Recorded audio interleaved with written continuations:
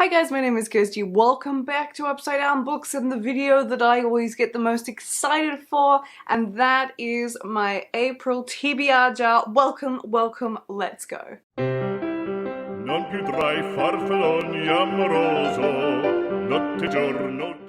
So for April, we are going to be doing a half TBR jar. We're going to be doing something a little bit different to the usual and not a full TBR for the very reason of trying to reduce stress in regards to review copies. I feel like this is a story that I have been getting sick of and you've probably been getting sick of, and I've just been finding review copies really getting on top of me. Something I mentioned in my wrap up for February was that I made a few decisions to try and make reviewing a little bit more manageable. I just had so many come my way recently and it's been really overwhelming.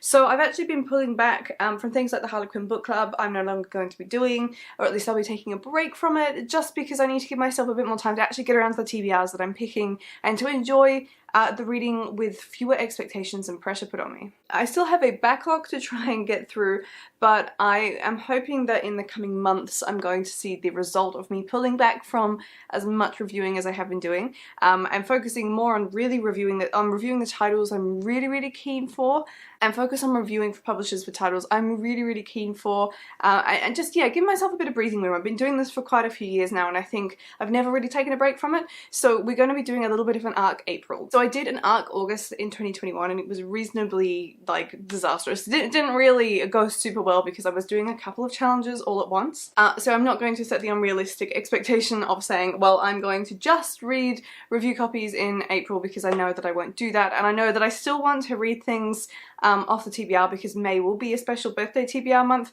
so it would be too long between now and like the next real TBR. What we're going to be doing is I've chosen 3 jars that I'm going to be picking from, and then I'm going to have 3 review copies that I will be reading as well. So I want to start with the review copies and then get into the fun stuff with the jar picking later on. I have an enormous pile of review copies by my bedside table, some of which are ones I've asked for, and a lot of them are ones that have just been sent to me. So I shouldn't be feeling as pressured as I am to read them, but there's honestly quite a few I would like to get to.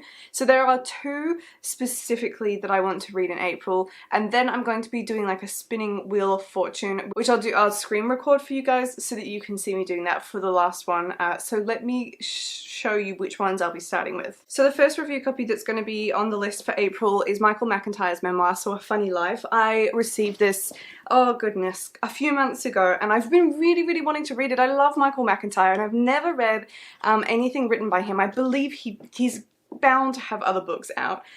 So this has just been something I've been trying and failing to get around to, so we're going to make some space for it in April, and this is going to be one of the review copies that I will be reading. I am hoping for some laughs. If you don't know who Michael McIntyre is, he is a British stand-up comedian. I highly recommend you go and look for some of his stuff on YouTube and just have a good cackle. He's very energetic and just hilarious, and I do love my comedian's memoirs. It's probably one of the most read niches of non-fiction that I've explored. So yes, this will be the first arc out of the 3 that I'll be reading in April. The next one is one that's just been plaguing me that I've not been able to get around to, and that's The House of Always by Jen Lyons. So this is the 4th book in the Ruin of Kings series, and we have a cover, a reveal, everything is already out and ready for book 5, and I don't want to start falling behind, and this was sent to me for review, but because I know that this is a tricky book to read, it is just really complex, the font is really small, and there are footnotes.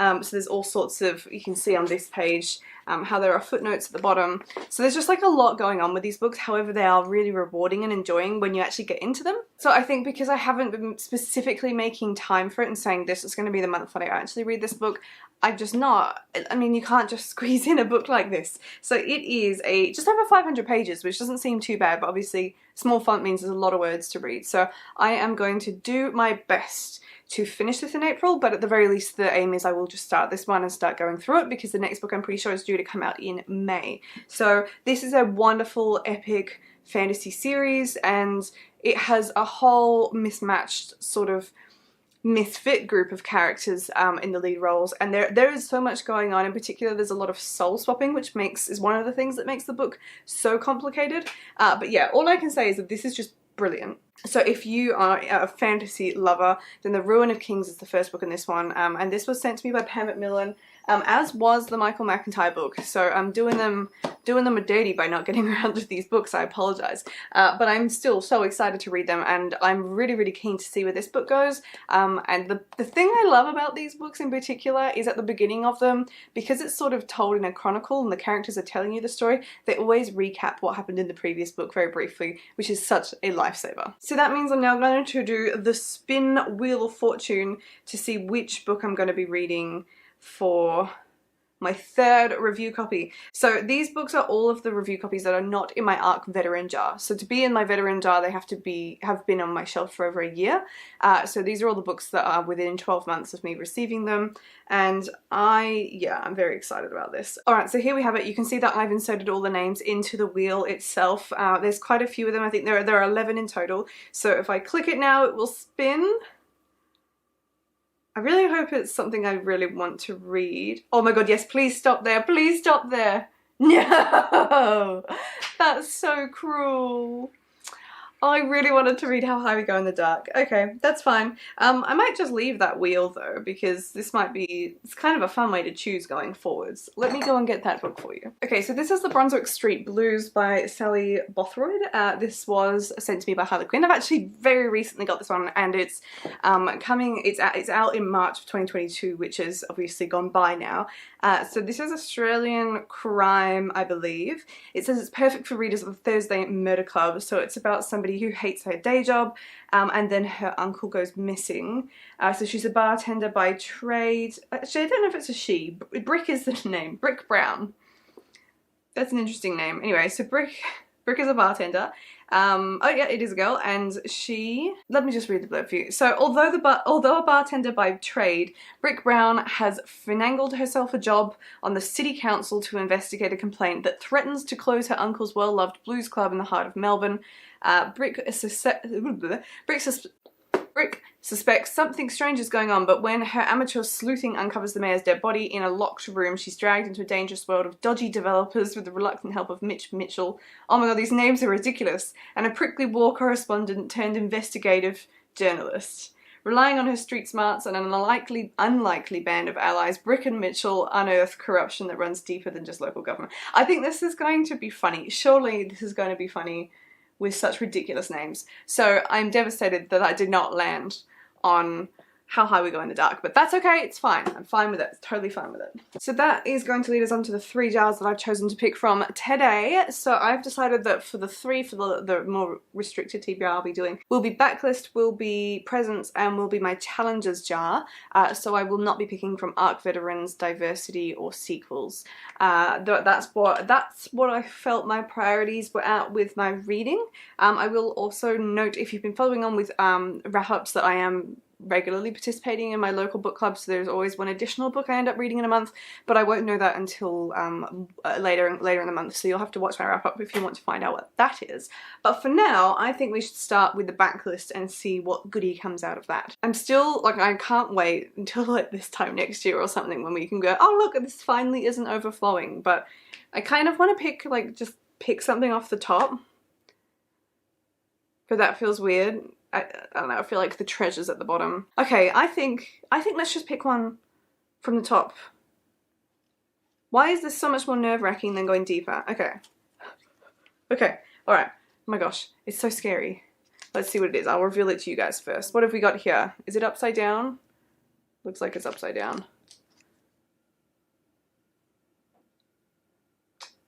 Please. Oh my god, I just pulled Cinder out! Oh, going from the top was great. Let's do that next time.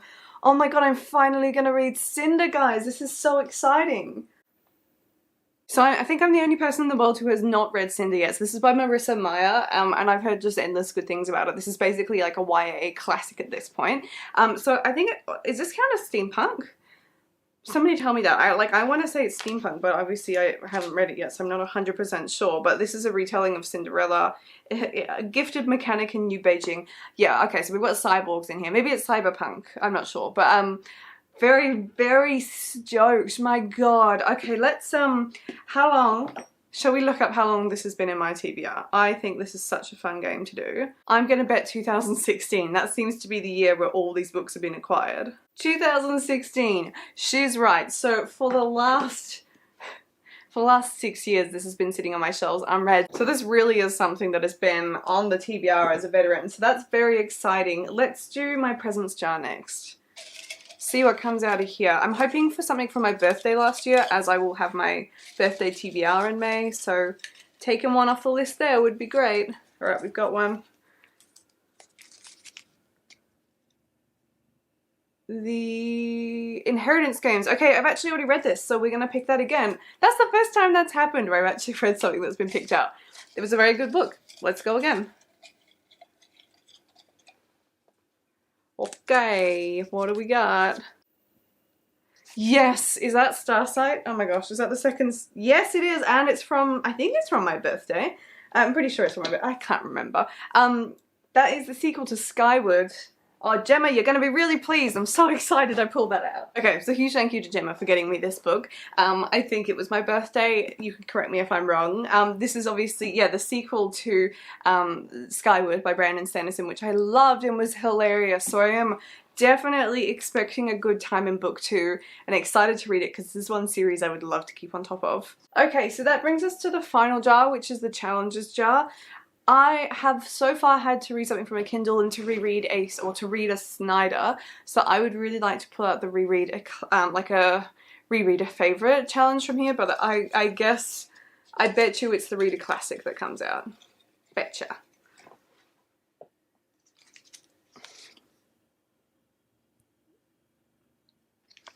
What does it say? Is it? Yes, it's reread a favourite. Yes. Oh, brilliant. Okay, guys. Now I have to choose. I have a spinner exactly for this actually. So I need to go and get my laptop. One moment. All right, I set this up. So we're going to be doing a screen recording. Okay, so we have the 3 here. So it's either going to be Tiger's Curse, Throne of Glass, or A Ranger's Apprentice. So let's spin the wheel and see which favourite I will be rereading. I don't mind any of these, I'm not gonna lie. Throne of Glass. Oh, Sarah, you're gonna be so pleased. Right, we'll be reading A Throne of Glass, which means I am up to Heir of Fire. Okay, so the last book I read was Crown of Midnight, so I am up to Heir of Fire, which is really exciting. I remember this being much slower. This was the point in the series for me where things really did slow down and I started losing a little bit of interest, so I'm hoping that that doesn't happen again and that I can just sit down and get through it. If I find that the hardback is just too unwieldy, I do also have the full paperback set of these now, so I could also swap into the paperback to make this easier. But yes, the aim is to continue reading this series so that I can catch up to Empire of Storms. What's the one after that? Oh, Tower of Dawn and Kingdom of Ash I haven't read, so this is the reread I will be doing in April. So all in all, I think this is a pretty exciting TBR for April. So we've got a bit of a more of an arc focus, but still some like genuinely epic picks from the jars. Otherwise, I cannot believe that I've got Starsight, Cinder, and A Throne of Glass on the TBR for this month. There is just about, the only thing I'm not so excited about is the Brunswick Street Blues, but who knows, maybe it'll be really funny and great. So I think April's going to be a fantastic month, and yeah, absolutely stoked about this. So that's everything from me today, so let me know down in the comments below if you've read any of these or if you're planning to, and I will see you in my next video. Goodbye.